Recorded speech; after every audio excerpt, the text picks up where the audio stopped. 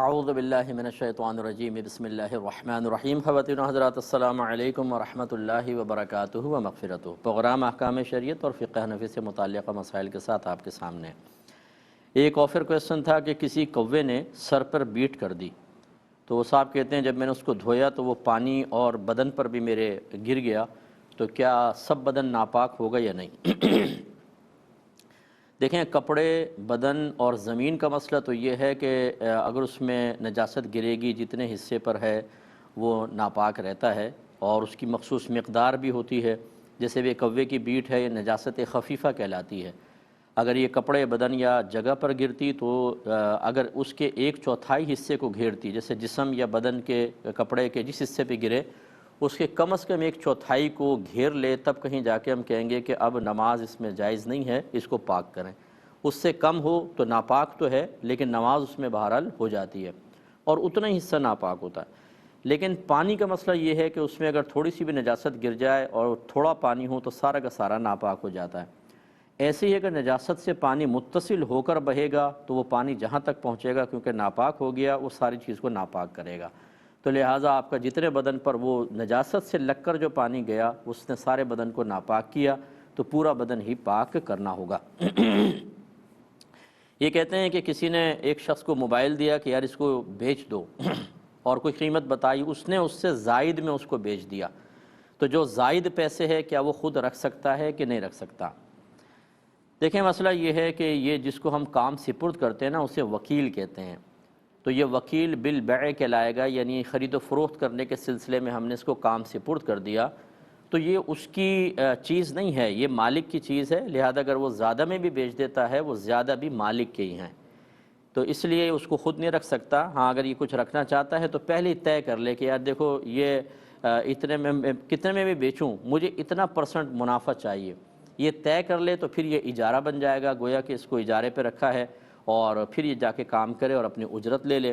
لیکن بغیر طے کیے کسی کے مال کو بیچ کر اس میں سے کچھ رکھ لینا، اور اجرت بھی نہیں طے کی، کچھ بھی اجارہ وغیرہ بھی نہیں ہے، تو پھر یہ شرعاً جائز نہیں ہوگا، یہ واپس ہی کرنا ہوگا۔ یہ کہتے ہیں کہ کیا یہ کہا جاتا ہے کہ ماں باپ کے ناجائز عمل کا خمیازہ اولاد کو بھگتنا پڑتا ہے، کیا یہ ٹھیک ہے؟ جی بالکل غلط ہے، ایسا کچھ بھی نہیں ہے۔ اللہ تعالیٰ نے واضح طور پہ فرمایا کہ وَلَا تَزِرُ وَازِرَةٌ وِزْرَ أُخْرَى، کہ کوئی جان کسی دوسری جان کا بوجھ نہیں اٹھائے گی۔ یہ میدان محشر کی بات ہے کہ وہاں کوئی جان کسی جان کا بوجھ نہیں اٹھائے گی۔ تو جو چیز میدان محشر میں اللہ تبارک و تعالیٰ عدل و انصاف بیان فرما رہا ہے، وہ ایسا نہیں کہ دنیا کے اندر بدل جائے اور بے انصافی یہاں معاذ اللہ ہو جائے، نہ وہاں کوئی جان کسی جان کا بوجھ اٹھائے گی نہ یہاں۔ چنانچہ ویسا نہیں ہو سکتا کہ ماں باپ گناہ کریں، دنیاوی قانون کے اعتبار سے اور پھانسی بیٹے کو چڑھا دیں، نہیں ہوتا۔ تو جب یہ دنیاوی قانون ہماری عقلیں کہتی ہیں کہ یار ایسا نہیں ہونا چاہیے، غلط ہے، سوچئے کہ پھر اللہ تبارک و تعالیٰ کی جانب سے کیسے یہ ہو سکتا ہے کہ قصور کریں ماں باپ اور سزا اولاد کو مل جائے؟ یہ تو ظلم ہے، ایسا نہیں ہوگا، اور اللہ تعالیٰ ظلم سے بالکل پاک و صاف ہے۔ لہٰذا یہ ہماری سوچ ہوتی ہے کہ مثلا ماں باپ نے کسی کے ساتھ برا کیا، کسی کو طلاق دلوا دی، یوں سمجھ لیجئے، اور اپنی بیٹی کو طلاق ہو گئی، تو لوگ کہتے ہیں دیکھا نا تم نے کیا تو اس کا خمیازہ بیٹی کو بھگتنا پڑا۔ ایسا نہیں ہے، اس کا اس سے کوئی تعلق نہیں ہے، وہ علیحدہ ہے، یہ اپنا معاملہ ہے، یہ لڑکی کو دیکھنا چاہیے اور دیگر معاملات کو دیکھنا چاہیے، لیکن ایسا نہیں ہوتا ہے کہ سزا ان کو ملے۔ ہاں، جیسے میں نے عرض کیا کہ ہم اپنا خود ہی کنیکشن ملا لیں، اگر کوئی گناہ گار یہ سوچے کہ دیکھو میں نے برا کیا اس لیے میرے ساتھ برا ہوا، چلو یہ ایک اچھی بات ہے کہ اس کو توبہ کرنے کا موقع ملے گا، وہ شرمندہ ہوگا، وہ نادم ہوگا، وہ اللہ کی بارگاہ میں رجوع کر سکتا ہے، لیکن ہم اس پر حکم لگا دیں کہ جی اللہ نے کیا ہے اس وجہ سے کہ آپ نے کسی کے ساتھ برا کیا تھا، کیا دلیل ہے آپ کے پاس؟ کہ اللہ تعالیٰ نے کوئی وحی نازل فرمائی ہے؟ عقلاً تو میں نے ویسے سمجھا دیا، اور اگر کوئی ایسی بات ہوتی ہے معاذ اللہ ثم معاذ اللہ کہ اللہ کی طرف سے کوئی وحی کا یہ الہام کا سلسلہ ہوتا ہے، اور الہام بھی اتنا پرفیکٹ کہ آپ سمجھ جاتے کہ اللہ کی طرف سے، تو پھر بھی کوئی بات تھی، ہم خواہ خود ہی کنیکشن ملاتے ہیں۔ اس لیے اچھی طرح یاد رکھیں کہ ماں باپ کے گناہوں کا وبال اولاد کو اس طرح نہیں ہوتا کہ اللہ تعالیٰ اس کی سزا اولاد کو دے۔ ہاں، اثر پہنچ سکتا ہے، مثال کے طور پہ باپ شرابی ہے، بچے نے دیکھتے دیکھتے اس نے بھی شراب پینا شروع کر دی، اب ہم یہ کہیں کہ دیکھو تمہارے عمل کا خمیازہ اولاد بھگت رہی ہے، یہ تو ایک ہو سکتا ہے کہ بھئی ٹھیک ہے تمہارا برا عمل تھا، اس کو دیکھ کے بچے نے کیا تو ایسا ہو گیا، لیکن اگر اس کو اللہ کی طرف منسوب کر دیں کہ گناہ آپ کریں اور سزا اللہ تعالیٰ اولاد کو دے دے گا، یہ بالکل نہیں ہو سکتا۔ جو ایسا سمجھتا ہے وہ غلط کر رہا ہے۔ ایک یہ کہتے ہیں کہ اگر کسی کے زبان سے کلمہ کفر نکل جائے اور وہ تجدید ایمان نہ کرے تو کیا اس کی نماز قبول نہ ہوگی؟ دیکھیں مسئلہ یہ ہوتا ہے کہ جو کلمات کفر ہوتے ہیں یہ بھی دو طرح کے ہوتے ہیں. ایک ایسے ہیں کہ جن کے کفر ہونے میں کسی کا کوئی اختلاف نہیں ہوتا. علماء متکلمین یعنی جو علم کلام سے تعلق رکھتے ہیں، یا یوں سمجھ لیں کہ جو عقائد کو بما دلائل ثابت کرتے ہیں، یہ ایک گروہ ہوتا ہے، اس کو علماء متکلمین کہتے ہیں. اور ایک شرعی احکام کو ثابت کرتے ہیں دلائل کے ساتھ، انہیں فقہا کہتے ہیں. جب کسی کلمے کے کفر ہونے پر علماء متکلمین اور فقہا متفق ہو جاتے ہیں تو وہ کلمہ کفر میں صریح کہلاتا ہے اور اس سے انسان مرتد ہو جاتا ہے. تو جب تک مرتد کلمہ نہیں پڑھے گا، توبہ نہیں کرے گا، ایمان نہیں لائے گا، لازم بات ہے کہ وہ تو کافر ہو چکا ہے، پھر اس کی نمازوں کو کوئی فائدہ ہی نہیں ہے. اور ایک ایسا کفر ہوتا ہے جو اختلافی ہوتا ہے، اس میں علماء متکلمین تو اسے کفر نہیں کہتے، لیکن فقہا احتیاطاً اسے کفر لکھ دیتے ہیں، اس خوف کی وجہ سے کہ اگر لوگوں کو ہم نے حد بندی قائم نہیں کی تو آہستہ آہستہ حقیقتاً کفر میں مبتلا ہو جائیں گے. ایسا کوئی کلمہ کفر زبان سے نکلے تو تجدید ایمان اور تجدید نکاح کا احتیاطاً ضرور حکم ہوتا ہے، لیکن معاذ اللہ یہ نہیں کہہ سکتے کہ آپ مرتد ہو گئے، آپ کے سارے اعمال برباد ہو گئے اور اب نمازیں قبول نہیں ہوں گی، یہ نہیں کہہ سکتے ہیں. اس کا مطلب یہ ہوا کہ عوام کو یہ حق حاصل نہیں ہے کہ کسی کی زبان سے نکلنے والے کلمہ کفر پر کوئی حکم مرتب کریں نرمی یا سختی کا، بلکہ علماء کو سپرد کر دیں، اچھے مفتیان کرام کو، وہ اس کا حل بتائیں گے اور اس کے مطابق پھر حکم جاری ہوگا. ایک کالر ہمارے ساتھ ہیں. السلام علیکم. السلام علیکم. السلام علیکم ورحمۃ اللہ. وعلیکم السلام. جی مفتی صاحب، میرا پہلا کوشچن یہ ہے، اگر کوئی شخص بھول کر سفر میں 4 رکعت نماز کی نیت کر لے، پھر اسے نماز کے دوران یاد آ جائے کہ اس نے تو قصر نماز پڑھنی تھی، تو اب کیا حکم ہوگا؟ ٹھیک ہے. اور اگر کسی خاتون کے لباس کو پاک کرنے کے بعد اس پر تھوڑا آٹا لگا نظر آئے تو کپڑے کی پاکی کا کیا حکم ہوگا؟ کیا مطلب آٹا کہاں سے آ گیا ناپاک جگہ پہ؟ نہیں، کپڑے کو اگر پاک کر رہے ہیں، دھو رہے ہیں، تو اکثر وہ خواتین کھڑی ہو کر آٹا گوندتی ہیں نا، تو وہ ان کے کپڑوں کے اوپر لگ جاتا ہے، تو پھر دھونے کے دوران نا آٹا اگر کپڑے پر لگا رہ جاتے کپڑے کی پاکی کا کیا چلے اور حکم ہوگا؟ کویسچن کریں. یہ بیٹا کوئی ایسا کویسچن نہیں، دوسرا کر لیں گے کویسچن. ایک اور کالر ہیں. السلام علیکم. وعلیکم السلام. جی مفتی صاحب، میرے 2-3 سوالات جی ہیں. پہلا بولے. سوال یہ ہے کہ کمپنی کی طرف سے گاڑی دی گئی ہے امپلائی کو، اور اس کے لیے پہلے ان لوگوں نے جو ہے وہ کیش دیتے تھے کہ آپ اس میں پیٹرول ڈلوا لیجیے گا، 10-15 ہزار روپے جو بھی دے دیتے تھے کہ جتنا پیٹرول اس میں ان پیسوں میں ڈلے اٹس اوکے. پھر اس کے بعد انہوں نے پالیسی تبدیل کی اور پالیسی میں یہ لے آئے ہیں کہ وہ اب پیسے دینے کے بجائے ایک کارڈ دے دیتے ہیں، اور کارڈ میں جو ہے وہ جیسے 100 لیٹر 125 لیٹر آلریڈی انکلوڈ ہے، اور وہ یہ کہتے ہیں کہ اس کارڈ کو لے جا کے پیٹرول پمپ پہ دیجیے گا اور وہ ڈائریکٹلی آپ کو جو ہے اس کارڈ کو اسکین کر کے پیٹرول گاڑی میں ڈال دیں گے. اب بندہ جو ہے وہ یہ کر رہا ہے کہ وہ جاتا ہے پیٹرول پمپ پہ اور اس کارڈ کو دے کے دوسرے کسی کی گاڑی میں فل کروا کے اس سے پیسے لے کے اپنے پاس وہ رکھ لیتا ہے، کیونکہ پیٹرول بہت زیادہ اس کارڈ میں ڈلا ہوا ہے، تو اتنی زیادہ کی ضرورت اس بندے کو اپنے کاموں کے لیے نہیں ہوتی، تو اس پیٹرول کو ایک طریقے سے سیل آؤٹ کر دیتا ہے. تو جی ٹھیک اس کا پیسہ لینے کا کیا حکم ہے؟ ٹھیک ہے، میں بتاتا ہوں انشاءاللہ. ایک اور کالر ہیں. السلام علیکم. السلام علیکم. وعلیکم السلام. مفتی صاحب، 2 سوال ہے میرے. پہلا سوال یہ ہے کہ مہنگے لباسوں کو کرائے پہ دینا لینا کیسا ہے؟ دوبارہ بولیں. کس کو؟ مہنگے لباسوں کو. مہنگے لباس؟ ہاں جی. اچھا ٹھیک ہے. اور دوسرا سوال یہ ہے کہ کسی لوگوں سے مطالبہ کرنا کہ ہمیں فلاں چیز تحفے میں دو، فلاں چیز تحفے میں دو، تو ایسا کرنا کیسا ہے؟ اور کیا؟ السلام. چلے میں انشاءاللہ عرض کرتا ہوں. ایک یہ کویسچن کیا تھا کہ معاذ اللہ تبارک و تعالیٰ کے بارے میں دل میں گستاخانہ الفاظ ذکر ہوئے. ان الفاظ تو منہ سے نکلتے ہیں، لیکن جیسے ایک جملہ دل میں یا ذہن میں مرتب ہوا، تو کیا یہ بھی کفر ہے یا نہیں ہے؟ دیکھیں، جب تک آپ اس کو زبان سے ادا نہیں کریں گے تو وسوسہ شیطانی ہوتا ہے. ہاں، اگر آپ نے وسوسے کو ذہن میں یا قلب میں جگہ دی اور باقاعدہ پھر جملے مرتب کیے، اب زبان سے کچھ نہیں کرے لیکن ذہن میں مرتب کر رہے ہیں، تو حکم شرع سخت ہوگا. اس پر احتیاطاً تجدید ایمان اور تجدید نکاح کرنا چاہیے. ایسے لوگوں کو چاہیے کہ اچھے لوگوں کی صحبت میں رہیں، ان چیزوں پہ زیادہ گہرائی سے غور و تفکر نہ کریں. مسئلہ یہ ہوتا ہے کہ ہم نے عقائد کو دلائل کے ساتھ نہیں سیکھا ہوتا. اکثر یعنی میرے تو پوری 30 سال، تقریباً 30 سے 32-33 سال ہو گئے تبلیغ کرتے کرتے. مجھے نہیں ملا کوئی ایسا مسلمان جس سے میں نے بات کی ہو، عوام میں سے بات کر رہا ہوں، اور اس نے یہ بتایا ہو کہ جی میں نے عقائد کو دلائل کے ساتھ سیکھا ہے۔ ہم پیدائشی ماشاءاللہ سب کچھ سیکھے ہوئے ہوتے ہیں۔ اگر گھر میں سارے ڈاکٹر ہیں تو پھر پورے میڈیکل پڑھیں گے، کیونکہ گھر میں پیدا ہونے والا بچہ پھر ڈاکٹر نہیں ہوتا۔ لیکن مسلمان کے گھر میں پیدا ہونے والا یہ سمجھتا ہے میں نے سب کچھ سیکھا ہوا ہے، کیوں میں مسلمان گھرانے میں پیدا ہوا ہوں۔ سیکھنے سے سب کچھ آتا ہے، اور جب سیکھا نہیں ہوتا تو پھر ذہن خالی ہوتا ہے، شیطان اس میں بات ڈال دیتا ہے، اس کو جواب دینے کے سلسلے میں ہمارے ذہن میں کوئی دلیل موجود نہیں ہوتی، اور پھر اس طرح کے وساوس اور اس طرح کی خطرناک چیزیں ہوتی ہیں اور ایمان خطرے میں پڑتا ہے۔ اس لیے دین سیکھیں، یہ بہت بہتر ہے۔ لیکن بہرحال اس کا میں نے حل بتا دیا۔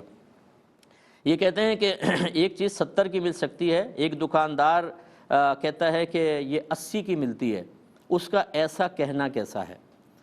دیکھیں، مسئلہ ہو سکتا ہے کہ اس کو 80 کی پڑی ہو، وہ لے خرید کے لایا ہو، اور مارکیٹ میں 70 کی ملتی ہو، پھر تو کوئی حرج نہیں ہے۔ دوسرا یہ ہے کہ ہو سکتا ہے 70 کی اس نے بھی لی ہو، لیکن آنے جانے کا کرایہ جب اس نے اس میں لگایا، ایڈ کیا، تو وہ 80 کی بن گئی، تو اس نے کہا یہ 80 کی ملتی ہے۔ یہ فقہاء نے لکھا ہے کہ جب کوئی چیز خریدتا ہے تو آنے جانے کا کرایہ وغیرہ جتنی چیزیں جو مطلب تاجر حضرات جس کو قیمت میں ایڈ کر لیتے ہیں، جیسے آپ نے کہیں سے مارکیٹ سے اٹھایا پھر اپنے دکان تک لے کر آئے تو لازم بات ہے کچھ خرچہ ہوگا، اسے بھی اس میں ایڈ کر کے، یا پھر اس طرح دکان کا کرایہ وغیرہ دیگر چیزیں نکالنی ہوتی ہے تو ایڈجسٹ کر کے پھر ایک قیمت مرتب کرتے ہیں۔ تو بالکل ٹھیک ہے، اس میں کوئی حرج نہیں ہے، لیکن اس کو یہ نہ کہیں اتنے میں ملتی ہے، بلکہ یہ کہیں مجھے یہ چیز اتنے میں پڑی ہے، اور پھر آپ اس کو کہہ کر وہ بیان کریں تو کوئی حرج نہیں ہے۔ تو گویا کہ کہنے کا مطلب یہ ہے کہ حسن ظن قائم رکھا جا سکتا ہے۔ ہاں، اگر خود دکاندار ہو، وہ سمجھتا ہے میں غلط بیانی کر رہا ہوں، تو اسے اللہ کا خوف کرنا چاہیے۔ ایک یہ پوچھا تھا کہ نیک اعمال کا وسیلہ پیش کرنا جائز ہے؟ جی بالکل جائز ہے۔ مسلم شریف کی مشہور روایت ہے، نبی کریم صلی اللہ علیہ وسلم نے ارشاد فرمایا کہ 3 اشخاص اپنے گھر سے کسی کام سے نکلے، درمیان میں بارش ہو گئی، انہوں نے غار میں پناہ لی، تو ایک چٹان اس غار کے سامنے آ کر گر گئی۔ تو تینوں نے پھر یہ آپس میں مشورہ کیا، ان میں سے ایک نے کہا کہ ہم کیوں نہ اپنے کسی جو ہم نے اچھا نیک عمل کیا ہے اس کا وسیلہ اللہ کی بارگاہ میں پیش کر کے اس نجات سے دوری کی دعا کریں۔ تو پھر انہوں نے اپنے نیک اعمال ذکر کیے، اور حدیث کہتی ہے کہ پھر وہ چٹان اپنی جگہ سے ہٹ گئی۔ تو چونکہ حدیث سے ثابت ہے، بالکل پیش کر سکتے ہیں۔ کالر ہمارے ساتھ ہیں، السلام علیکم۔ وعلیکم السلام، السلام علیکم۔ وعلیکم السلام۔ جی مجھے یہ سوال پوچھنا ہے کہ ایک مرد ہے، اس کی 3 بیٹیاں ہیں۔ جو پہلی بیٹی ہے اس کو بھی یعنی جہیز اور حق نہیں ملا زمین وغیرہ کا، پھر اس کے بعد جو دوسری بیٹیاں ہیں ان کو بھی حق نہیں ادا ہوا، پھر ان کو یعنی والد یہ کہہ رہے ہیں کہ آپ لکھ کر دے دو، آپ کا زمین میں کوئی دخل اندازی نہیں ہے، آپ کا کوئی جہیز کا بھی کوئی مطالبہ نہیں ہے، یعنی کوئی کچھ بھی نہیں ہے۔ تو بیٹیاں آپ یہ کہہ رہی ہیں کہ ہم دنیا کو چھوڑ دیں گے لیکن آخرت میں لے لیں گے، اس کے بارے میں کیا سوال ہے؟ ٹھیک ہے، اور کوئی کویشچن؟ اور یہ کوشچن ہے کہ یعنی ایک شوہر کے علاوہ اس کے سسرال میں کس کس کا حق ہے بیوی پر، جو جس طرح ظلم کرتے ہیں دیور جیٹھ وغیرہ ساس وغیرہ؟ چلے میں بتاتا ہوں انشاءاللہ، ایک مختصر سا بریک لیں گے، ہمیں یقین ہے ہمارے ساتھ ہی رہیں گے۔ بسم اللہ الرحمن الرحیم۔ تو آپ کو یہ بتا رہے تھے کہ ان تینوں نے وسیلہ پیش کیا۔ ایک نے اپنے والدین کے بارے میں بتایا کہ میں دودھ لاتا تھا، پہلے والدین کو پلاتا تھا، پھر اپنے اولاد کو ایک دفعہ لایا، والدین سو چکے تھے تو میں ساری رات ان کے سرانے وہ پیالہ لے کے کھڑا رہا کہ شاید یہ جاگیں تو میں ان کو دودھ پلا دوں، اور صبح پھر میں نے اپنی اولاد کو پلایا، اور اپنی اولاد کو بھی نہیں پلایا ان کے ادب میں۔ تو اگر یہ میرا عمل اللہ کی بارگاہ، اللہ تیری بارگاہ میں مقبول ہے، اس چٹان کو ہٹا دے۔ سرکار فرماتے ہیں وہ سرک گئی لیکن ابھی راستہ نہ بنا۔ پھر دوسرے نے اپنے ایک گناہ سے بچنے کا ذکر کیا، تیسرے نے امانت کی ادائیگی کا ذکر کیا، تو پھر وہ چٹان ہٹی۔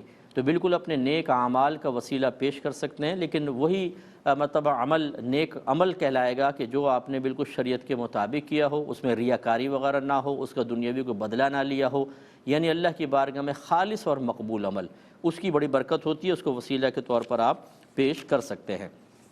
ابھی کے کچھ کویشچن لے لیتے ہیں۔ یہ کہتی ہیں کہ کسی نے سفر میں 4 رکعت کی نیت کر لی، حالانکہ 2 پڑھنی تھی، انہیں قصر پڑھنی تھی، تو پھر اس کو ایک دم یاد آ گیا تو کیا کرے؟ دیکھیں، وہ یہی کرے کہ وہ 4 کمپلیٹ کر لے، اللہ کی بارگاہ میں آخر میں توبہ کرے۔ تو 2 پڑھیں گے، یعنی گھر میں اگر آپ نے 2 کی نیت کر لی، پڑھنی 4 تھی، تو پھر تو یہ 4 ادا نہیں ہوں گی۔ لیکن سفر میں اگر آپ نے 4 پڑھ لی تو اس میں چونکہ 2 بھی شامل ہوتی ہیں، 2 ہو جائیں گی، اور باقی 2 جو ہے وہ نفل بن جائیں گی۔ لیکن یہ بہرحال کرنا نہیں چاہیے تھا، احتیاطاً اللہ کی بارگاہ میں توبہ کر لیں، لیکن یہ مشورہ ہم نہیں دیں گے کہ نماز توڑ دیں، نماز پوری کر لیں اور اللہ کی بارگاہ میں توبہ کر لی جائے۔ ایک یہ پوچھا تھا کہ کمپنی نے اب یہ مطلب پالیسی اپنی چینج کی ہے کہ کارڈ دے دیتے ہیں اور وہ پیٹرول پمپ پہ جا کے اس کو سین کرتے ہیں، جتنا پیٹرول ہوتا ہے اس کی اتنی قیمت کٹ جاتی ہے، حتیٰ کہ پورا پیٹرول آپ استعمال کر لیں۔ تو وہ کہتے ہیں کہ خود ضرورت نہیں ہوتی تو کسی اور کو ڈلوایا اور اس سے پیسے لے لیے، کیا یہ صحیح ہے؟ دیکھیں، کمپنی نے پیٹرول دینے کا کہا ہے، پیسے دینے کا نہیں کہا۔ نہ اس پیٹرول کا آپ کو حقیقتاً اس شخص کو مالک بنایا ہے۔ اگر استعمال ہے، کیونکہ یہ اگر کمپنی کو پتہ چل جائے کہ آپ اس طرح بیچ رہے ہیں تو لازم بات ہے کہ کمپنی اس کو روکے گی۔ یہ ہمیشہ یاد رکھیے گا کہ کسی چیز کے بارے میں جب دل میں شک و شبہ پیدا ہو جاتا ہے کہ یہ ایسا صحیح ہے کہ غلط ہے، تو انسان تھوڑا سا غور و تفکر کو وسیع کرتا ہے۔ جو شخص ایسا کر رہا ہے، اگر اس کی اپنی کمپنی ہوتی اور یہ کسی امپلائی کو یہ اس طرح کا کارڈ دیتا کہ بھئی چلو تمہیں آسانی دیتے ہیں کہ تم آنے جانے میں پیٹرول استعمال کرتے ہو، اور وہ بیچتا ہوا مل جائے تو ان کے ذہن کیا ہوگا؟ لہٰذا اس طرح معاملہ ٹھیک نہیں ہوتا ہے، ایسا نہ کریں۔ اگرچہ اگر یہ ذہن رکھتے ہیں کہ کمپنی ان کو اس پیٹرول کا پورا مالک بنا دیتی ہے اور یہ آگے سیل کر رہے ہیں، تو عند اللہ ہو سکتا ہے کہ ان کی گرفت نہ ہو، لیکن بہرحال اگر کمپنی والوں کو پتہ چلے آپ ان سے پرمیشن لینے کی کوشش کریں تو وہ یقیناً اس سے منع کریں گے۔ اس کا مطلب یہ کہ کمپنی پالیسی یہ نہیں ہے کہ آپ اس پیٹرول کو آگے سیل کریں، بلکہ وہ فقط آپ کے استعمال کے لیے دیے۔ اور یہ بھی میں آپ کو عرض کر دوں کہ جب ہم اس طرح کے مفادات، اپنے ذاتی مفادات کو سامنے رکھ کر اس طرح کے کام کرتے ہیں، اسی سے پالیسیاں بدلتی ہیں کہ جب اس طرح کی چوریاں پکڑی جاتی ہیں تو پھر کمپنی اور زیادہ سخت قوانین بناتے ہیں۔ تو ایک اپنے ذاتی مفادات کے لیے اپنے دیگر مسلمان بھائیوں کو نقصان پہنچانا، یہ ہماری قوم کا خاصہ ہے۔ مطلب ناراض متوں میں بھی اس قوم میں شامل ہوں۔ اللہ تعالیٰ مجھے بہرحال ان حرکتوں سے محفوظ فرمائے اور سب کو محفوظ کرے کہ ہم اپنے ذاتی مفادات میں یہ نہیں دیکھتے کہ ہم کس کا نقصان کر رہے ہیں، میرا فائدہ ہو جائے، باقی بعد میں کوئی قانون سخت کرے، لوگ بھگتتے رہیں، لوگوں کو پریشانیوں، ہمیں اس کی پرواہ نہیں ہوتی۔ اور یہ چیز جو خود غرضی ہے، اپنے ذاتی مفادات کے وقت سب کے مفادات کو فراموش کر دینا، یہ بالکل غلط حرکت ہوتی ہے۔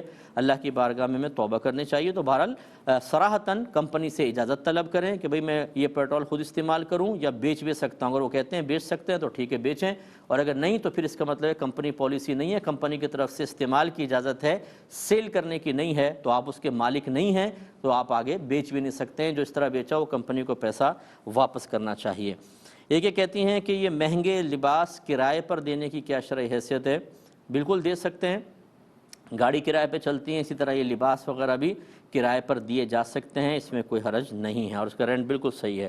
ایک یہ کہتے ہیں کہ بعض لوگ مطالبہ کرتے ہیں کہ فلاں چیز تحفے میں دے دو۔ دیکھیں، اگر تو بے تکلفی ہے آپس میں، جیسے دوست احباب ہوتے ہیں، سگے بھائی بہن ہوتے ہیں، بھئی یہ تو ہمیں تحفے میں دے دو، تو ایسا چل جاتا ہے۔ لیکن اگر ایسا نہیں ہے، سامنے والے کے بارے میں ہمیں گمان ہے کہ ہم اس طرح زبردستی کرنے کی کوشش کریں گے، یہ میں نے عورتوں میں بہت مشاہدہ کیا ہے کہ اس طرح کے پہلے جملے بولیں گے، ہمیں دے دو، نہیں دیں گے، ارے تم تو بڑی کنجوس ہو، ہم تو ویسے ہی کہہ رہے تھے، تمہیں آزما رہے تھے، تم نے ایسا کر دیا۔ مل جائے تو ٹھیک، نہیں ملے تو پھر ایسا اس کے اوپر طنز کر کے چھلنی کر دیں اس کو کہ آئندہ کبھی وہ منع کرنے سے مطلب منع کرتے ہوئے 10 بار سوچے۔ یہ غلط طریقہ ہوتا ہے کہ آپ کسی کو اذیت میں، تکلیف میں، ٹینشن میں مبتلا کر کے، ٹارچر کر کے اس سے چیز نکلوا لیں، ورنہ آپ طنز کریں اور پورے خاندان میں اس کو بدنام کریں، یعنی گویا کہ بلیک میل کرنا، یہ غلط ہوتا ہے۔ آپس میں بے تکلفی ہو اور ہمیں یقین ہے کہ سامنے والا برا نہیں مانے گا تو تھوڑا بہت ایسا چل جاتا ہے، لیکن اس کو نہ عادت بنائیں اور نہ کسی کو اس طریقے سے بلیک میل کریں۔ ایموشنلی بلیک میل کرنا کہ بیچارہ مجبور ہو کر وہ دے دے تو وہ دل میں تنگ ہوتا رہے گا اور پھر بعد میں غیبت بھی کرے گا، کل بھی غیبت میں مبتلا ہوگا، پھر اور ہوشیار ہو جائے گا کہ آپ آئیں گے تو اپنی ایسی چیزیں سب چھپا دی جائیں گی کہ نہیں بھئی آ کے وہ تو ہاتھ پھیلا دے گی تو یا پھیلا دے گا، تو بہرحال یہ مناسب نہیں ہے۔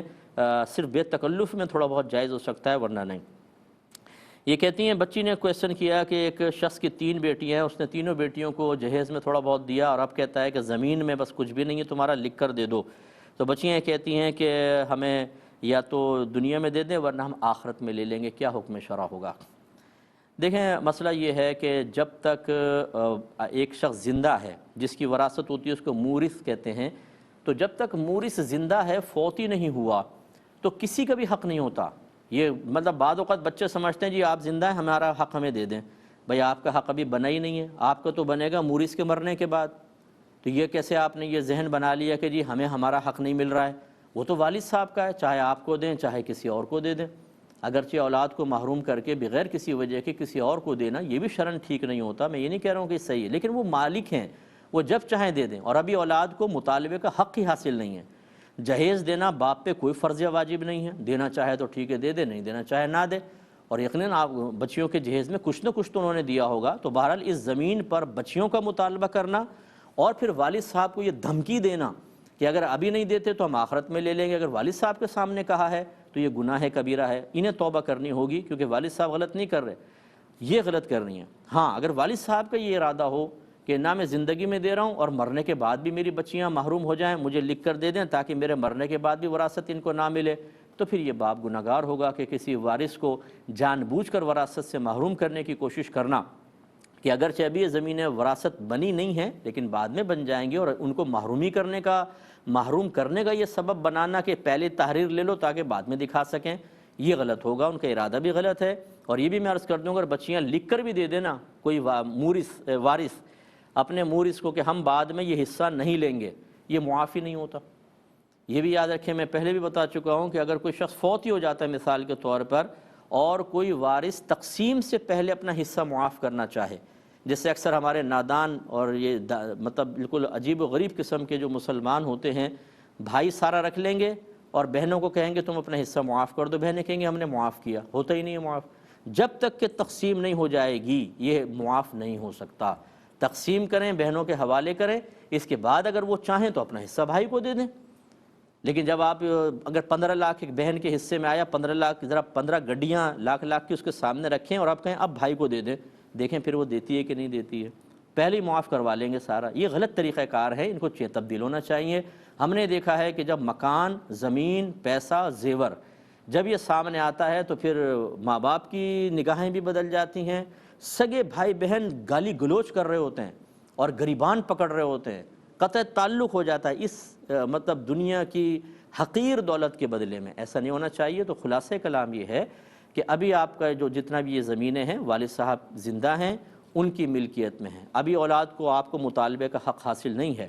جب وہ فوت ہو جائیں، آپ چاہے زندگی میں لکھ کر بھی دے چکی ہوں، ان کے فوت ہونے کے بعد پھر آپ کا زمینوں میں حصہ ہوگا، کوئی آپ کو روک نہیں سکتا، آپ کورٹ سے بھی رجوع کر سکتی ہیں، اس وقت آپ کو مطلب عدالتیں آپ کو باقاعدہ زمین دلوائیں گی، اور اگر کوئی نہیں دے گا، قبضہ کرے گا تو آخرت میں ذمہ دار ہوگا۔ اس شخص کو آپ یہ کہہ سکتی ہیں کہ ہمارا حصہ نہیں دیا تو تمہارے اوپر وبال ہوگا، لیکن والد کو اس طرح زندگی میں دھمکیاں دینا بالکل جائز نہیں ہے۔ ایک انہوں نے کہا کہ عورت پر سسرال میں کس کس کا حق ہوتا ہے، مثلا دیور جیٹھ وغیرہ ظلم کریں تو؟ دیکھیں آپ نے ظلم اور حق کو ملا دیا۔ ایک تو اگر فرض کر لیں کہ شوہر کا حق ہے تو کیا اس کو ظلم کرنے کی اجازت ہوگی؟ ظلم کرنا تو کسی کا بھی حق نہیں ہوتا، نہ شوہر کا ہوتا ہے، نہ ماں باپ کا ہوتا ہے، کسی کا بھی نہیں ہوتا۔ ظلم تو کوئی کر ہی نہیں سکتا۔ پہلی بات تو یہ ظلم اور حق کو علیحدہ علیحدہ کریں۔ دوسری بات یہ ہے کہ عورت پر یعنی گھر کے اندر جب سسرال میں عورت پہنچتی ہے، اس کے صرف شوہر کا حق ہے، صرف شوہر کا۔ ساس، سسر، نندیں، دیور، جیٹھ، کسی کا براہ راست اس پر کوئی حق نہیں ہوتا۔ بہو پر اپنے ساس کی خدمت کرنا بھی واجب نہیں ہے۔ ہاں اگر وہ اپنے ماں سمجھتے ہوئے ان کی خدمت کرے تو ایک عام مسلمان کے ساتھ اچھا سلوک کریں، آپ کو ثواب ملے گا، وہ تو پھر شوہر کی والدہ ہیں، بہت بڑی سعادت کی بات ہے۔ اپنے سسر کی خدمت کریں، یہ سعادت کی بات ہے۔ یا عورت کے ذہن میں ہو چلو میں ماں باپ کی ان کی خدمت کرتی ہوں، ساس سسر کی، تو میرے شوہر کا دل خوش ہوگا، یہ خوش ہوگا تو اس کی خوشی کے وسیلے سے اللہ تبارک و تعالیٰ کی خوشنودی مجھے حاصل ہوگی، یہ بہت اچھی بات ہے۔ لیکن یہ جو ہم نے اپنے پاس سے بنا لیا کہ جی دیور کا بھی حق ہے، جیٹھ کا حق ہے، اور وہ اگر آپ ان کے مطالبے کے مطابق حق پورا نہ کریں تو پھر ظلم ہوگا، یہ بالکل غلط ہوتا ہے۔ ایسے لوگوں سے پہلے حق کی تعریف پوچھی جائے۔ میں گارنٹی سے کہتا ہوں کہ حق ہی نہیں پتہ ہوگا کہ حق کہتے کس کو ہیں، کیونکہ ہمارا تو بڑا تجربہ ہے نا، یہ میرا حق ہے، یہ میرا حق ہے۔ بھئی حق کیا کسے کہتے ہیں پہلے یہ تو سمجھا دو۔ یہ تو معلوم نہیں لیکن میرا حق ہے۔ یہ عجیب و غریب بات ہے کہ آپ کو یہ تو پتہ ہی نہیں کہ حق کی تعریف کیا ہے اور پھر یہ میرا حق ہے۔ تو یہ کسی کا حق نہیں ہے۔ اگر وہ اس طرح دیور جیٹ آپ پر ظلم کر رہے ہیں، وہ سمجھتے ہیں کہ آپ پر چیخنا، آپ پر چلانا، آپ کو آرڈر کرنا، اپنی چائے بنوانا، کپڑے دھلوانا، یہ شاید ان کا حق ہے، تو یہ حق نہیں ہے، یہ اب اس کو کہیں گے ظلم ہے، ٹھیک ہے نا۔ اور اس طرح کے جو خاندان ہیں انہیں شرم کرنی چاہیے اور دین سیکھنا چاہیے تاکہ آپ کسی کی بچی پہ ظلم کے مرتکب نہ ہوں۔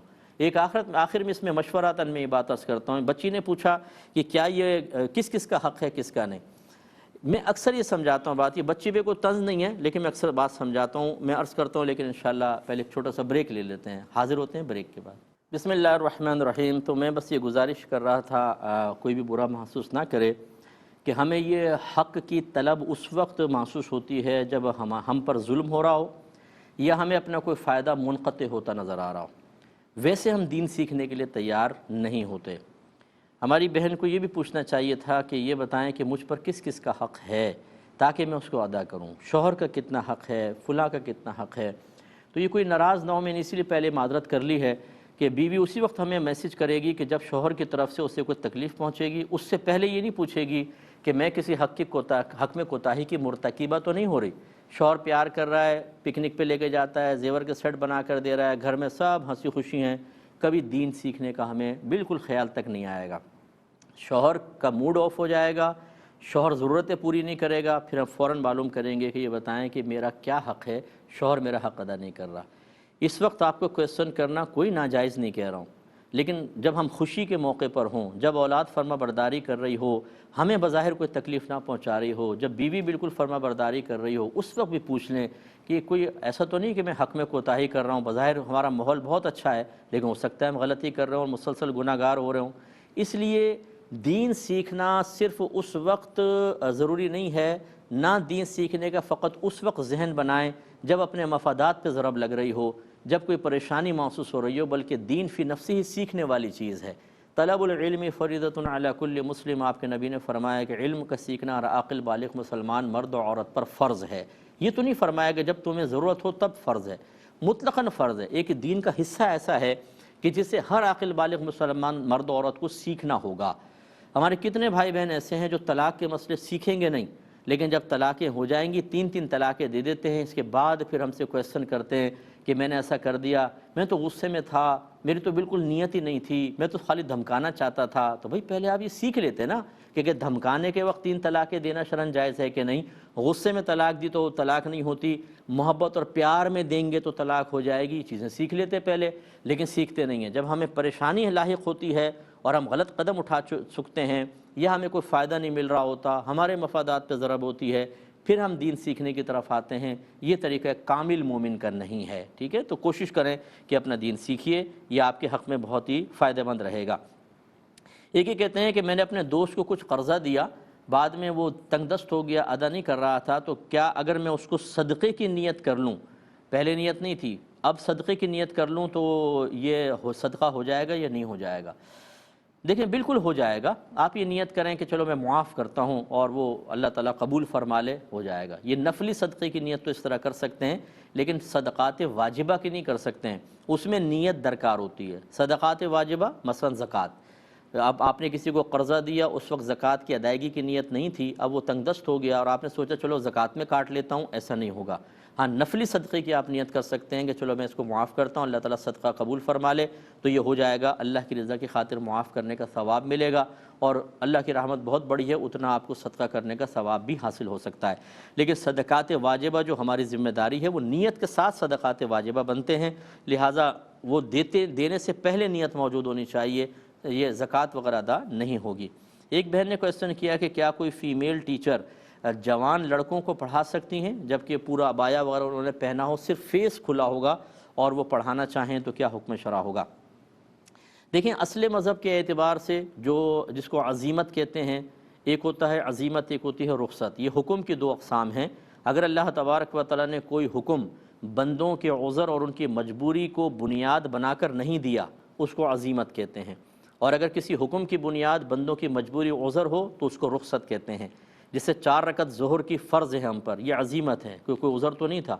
लेकिन सफ़र में 2 रकत फ़र्ज़ कर दी, ये उज़र की बिना पर 2 रकत फ़र्ज़ की हैं, यानी क़सर करने का हुक्म है, इसको रुख़सत कहेंगे।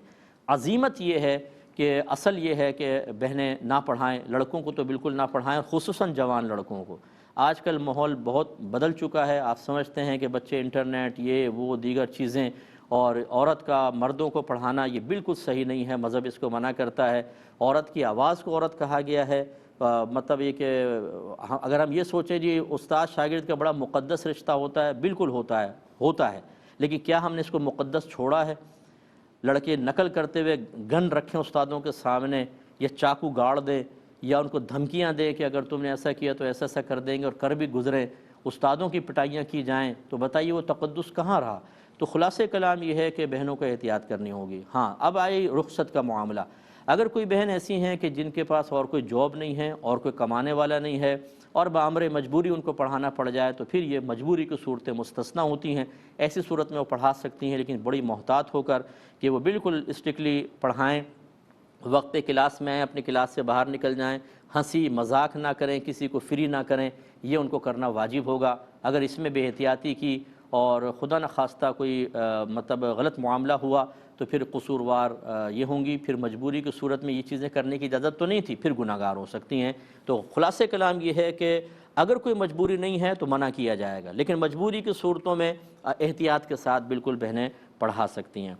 ایک انہوں نے کہا کہ ایک دوست نے مذاق میں کہا کہ وہ اپنا مذہب تبدیل کر لے گا، اسلام چھوڑ دے گا، دوسرے مذہب میں چلا جائے گا، تو اب میں اسے کیسے سمجھاؤں اور اس کے ساتھ میرا رویہ کیسا ہونا چاہیے؟ دیکھیں، اگر کوئی مذاق میں بھی کہے نا کہ میں مذہب اپنا تبدیل کر رہا ہوں تو حکم شرع یہی ہے کہ اس کو تجدید ایمان، تجدید نکاح کرنا پڑے گا، کیونکہ یہ کوئی مذاق کی چیز نہیں ہے کہ میں مذہب تبدیل کر رہا ہوں، گویا کہ اس نے مرتد ہونے کا ارادہ کیا ہے اور ارادہ کرتے ہی وہ دائرہ اسلام سے باہر ہو جائے گا۔ اس لیے اس کو فوراً اللہ کی بارگاہ میں توبہ کرنی ہوگی۔ اور میں جتنے نوجوان بچے اگر ہمیں سن رہے ہیں، میں گزارش کرتا ہوں دین کو مذاق کا نشانہ نہ بنائیں، اس کو اپنی دنیا تک محدود رکھیں۔ جہاں آپ دین کی حدود کے اندر داخل ہو کے کریں گے، خدا نخواستہ ذرا زبان پھسلی، ذرا آپ نے معاملہ کیا، ایمان خارج ہو جائے گا۔ اور آپ اگر یہ جرت مندی کا مظاہرہ کریں، ارے دیکھا جائے گا، تو پھر دیکھا جائے گا یہ کہنے والا کبھی فلاح نہیں پاتا ہے۔ اللہ تعالیٰ اس کے رسول کی بارگاہ میں اگر کوئی علم بغاوت اٹھاتا ہے، میں نے اس کو ذلیل و رسوا ہوتے دیکھا ہے، دنیا کے اندر بھی اور آخرت میں تو ہے ہی ہے۔ اس لیے ایسے شخص کو فوراً توبہ کروائیے، اسے بتائیے کہ یہ آپ نے غلط کیا ہے، میرا کلپ اگر آپ کو ملے تو اس کو وہ سنوائیں۔ اب اگر وہ اس کو تسلیم نہ کرے، قبول نہ کرے، تو پھر آپ پر یہ واجب ہوگا کہ آپ اس کا سوشل بیک آؤٹ کریں، آپ اس سے دوستی ختم کر دیں، بات چیت ختم کر دیں، اور ہر قسم کا تعلق منقطع کرنا آپ پہ لازم ہے جب تک کہ وہ اعلانیہ توبہ نہیں کر لیتا۔ یہ کم از کم آپ کے سامنے توبہ نہیں کر لیتا۔ اگر آپ کے سامنے صرف کہا ہے اور لوگوں کے سامنے نہیں کہا تو پھر اس کو توبہ کرنی ہوگی، یہ پھر ٹھیک ہے، ورنہ آپ اس سے دور رہیں۔ یہ کہتے ہیں ایک شخص نے مسجد کے لیے پلاٹ وقف کیا، 1 سال گزرنے کے بعد اب وہ اپنا پلاٹ واپس مانگ رہا ہے، کیا حکم شرع ہوگا؟ دیکھیں، وہ واپس نہیں لے سکتا، وہ کیا آپ بھی نہیں دے سکتے، کچھ بھی نہیں ہو سکتا۔ اس بات کو یوں سمجھ لیجئے کہ دیکھیں، اصل مالک اور خالق تو اللہ تعالیٰ ہے، اللہ تعالیٰ ہی زمین و آسمان کا مالک ہے، سب کچھ، لیکن عارضی طور پہ اللہ تبارک و تعالیٰ کسی کو ملکیت دے دیتا ہے۔ جیسے اس کپڑوں کا مالک میں ہوں، میں کہہ سکتا ہوں اصل مالک تو اللہ تعالیٰ، لیکن عارضی ملکیت حاصل ہے۔ وقف کا مطلب یہ ہوتا ہے کہ انسان اپنی اس عارضی ملکیت کو بھی ختم کر اور مکمل ملکیت اللہ کے لیے کر دیتا ہے۔ تو جب انہوں نے یہ نیت کر لی کہ میں نے مسجد کے لیے دیا پلاٹ، تو بس ان کی ملکیت سے نکل گیا، یہ اللہ کی ملکیت میں داخل ہو گیا، اور جو بھی متولی ہے اب اس کو بنائے گا، اس کا انتظام کرے گا، اب ان کو واپس لینے کا حق ہی حاصل نہیں ہے۔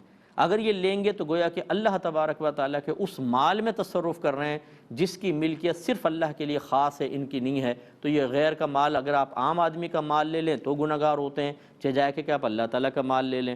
تو ان کو پیار سے سمجھائیں کہ یہ پہلے سوچنا چاہیے تھا، اب آپ واپس نہیں لے سکتے، لیں گے تو بروز قیامت یہی مکان آپ کے لیے اتنا بڑا وبال بن جائے گا کہ آپ تصور نہیں کر سکتے۔ دے دیا ہے، چھوڑ دیں، اللہ تعالیٰ بہت برکت دے گا، اس کے بدلے میں آپ کو اور بہت کچھ دے دیا جائے گا، لیکن بہرحال واپس لینے کا اختیار نہیں ہے۔ ایک بہنی فرماتی ہیں کہ درگاہ میں یعنی مزارات وغیرہ پر اگر نماز پڑھنی ہو تو کیا منہ چھپا کر ہم نماز پڑھ سکتے ہیں؟ اسی طرح گھر میں اگر نامحرم ہوں تو کیا ہم ایک ہی کمرہ ہے تو کیا منہ چھپا کے نماز پڑھ سکتے ہیں؟ دیکھیں، پہلی بات تو یہ کہ عورتوں کا مزارات پر جانا، اور جب کہ اس طرح کا اختلاط ہو کہ مرد بھی ہیں عورت بھی ہیں، کیونکہ یہ آپ اسی وقت کہہ رہی ہوں گے کہ جب مرد بھی موجود ہوں گے تبھی آپ کہہ رہی ہیں ڈھاڈا باندھ کے نماز پڑھ لیں، اگر صرف عورتیں ہوتی ہیں تو کبھی یہ کویسچن نہ ہوتا۔ تو ایسی جگہ تو عورت کا جانا ہی گناہ ہے، یاد رکھیں۔ ایسی جگہ جہاں نامحرم مرد موجود ہوں، اختلاط بہت زیادہ ہو، جسم نکلتے ہوئے جسم ٹچ ہو رہے ہوں، یہ صرف حج کے اوپر چونکہ وہ مشروع ہے، اللہ اس کے رسول نے حج فرض کیا ہے، وہاں پہ دوران طواف بھی ایسا ہو سکتا ہے، رش بہت زیادہ ہو، ادھر ہو سکتا ہے، باقی اور کہیں چونکہ اللہ رسول کا حکم موجود نہیں، تو اصل وہی حکم شرع پہ چلیں گے کہ مرد عورت کا اس طرح کا اختلاط بالکل گناہ ہے۔ اور یہ مزارات پر جا کر کوئی شریعت اٹھ نہیں جاتی۔ اگر آپ صاحب مزار سے پوچھیں نا، اگر وہ باہر نکل آئیں بزرگ، اور آپ ان سے پوچھیں کہ ہمارا یہ عمل آپ کو اچھا لگ رہا ہے کہ ہم نے اتنا آپ کے مزار پر رش کیا ہوا ہے، وہ اظہار ناراضگی کریں گے، وہ شاید نفرت سے چہرہ پھیر لیں. یہ اگر ہم یہ سمجھتے ہیں کہ ہم نے بڑا رش کیا ہوا ہے اور صاحب مزار بہت خوش ہو رہے ہوں گے، وہ اللہ تعالیٰ کے حکم کی پاسداری سے خوش ہوتے ہیں. وہ آپ کے وہاں پہ جانے سے، آپ کے رش لگانے سے، وہاں پہ موجود ہونے سے، ان سے ان کو کیا فائدہ؟ آپ تو دور سے بھی دعا کر سکتے ہیں، دور سے بھی سلام بھیج سکتے ہیں، لیکن یہ طریقہ کار بالکل ٹھیک نہیں ہے. تو پہلی بات تو یہ کہ اس طرح مزارات پر جانا جہاں اختلاط موجود ہو، شریعت آپ کو اجازت نہیں دیتی. جتنا آپ گئیں اس پہ اللہ کی بارگاہ میں توبہ کریں. دوسری بات یہ کہ فرض کر لیں آپ چلی گئیں، اب آپ کو نماز پڑھنی ہے، تو پھر آپ کہیں ایسی جگہ نماز پڑھیں کہ کوئی ستون کے پیچھے کہاں، تاکہ آپ چہرہ کھول کے نماز پڑھ سکیں. لیکن بہرحال اگر کوئی شریف زادی ہیں، بہت ہی ایسا خاندان کہ جن کا پردہ بڑا معروف ہے اور ان کو پردہ لوگ خاص طور پہ چیک کرتے ہیں، کیونکہ بعض ایسے ہوتے ہیں عام عورتیں تو چہرہ بھی کھول کے چلیں تو کوئی مسئلہ نہیں ہے، اور بعض خاندان ایسے ہوتے ہیں کہ جو کسی بزرگ کی نسبت سے ہیں، کوئی پیر خانہ ہے، کوئی بہت ہی بڑے اور علم سے تعلق رکھنے والا خاندان ہے، اور وہاں کوئی عورت اگر اس طرح اپنا چہرہ کھول لے تو اس کے لیے زیادہ بدنامی کا معاملہ ہو. اس طرح کی سچویشن میں پھر وہ نقاب میں نماز پڑھ لیں تو اللہ تعالیٰ درگزر فرمائے گا، اور گھر کا بھی یہی مسئلہ ہے. ایک آخری بات بس، یہ کسی نے کہا کہ میں اپنے والد کے ایصال ثواب کی نیت سے مسجد میں غسل کا تختہ اور لاؤڈ اسپیکر وغیرہ دوں تو کیا ان کے لیے ثواب جاریہ ہوگا؟ بالکل ثواب جاریہ ہوگا، آپ دے سکتے ہیں، اور یہ چیزیں وقف ہو سکتی ہیں. اس پہ انشاءاللہ مزید کلام نیکسٹ پروگرام میں کر لیں گے. اب اپنے میزبان کو، ہماری کیو ٹی وی کی پوری ٹیم کو اجازت مرحمت فرمائیں. آپ ہمارے لیے دعا کیجئے، ہم آپ کے لیے دعا گو ہیں کہ اللہ تبارک و تعالیٰ آپ کو دنیا اور آخرت میں درجات کی بلندی عطا فرمائے اور دین و شریعت پر چلنے کی توفیق عطا فرمائے. آمین. وآخر دعوانا ان الحمدللہ رب العالمین.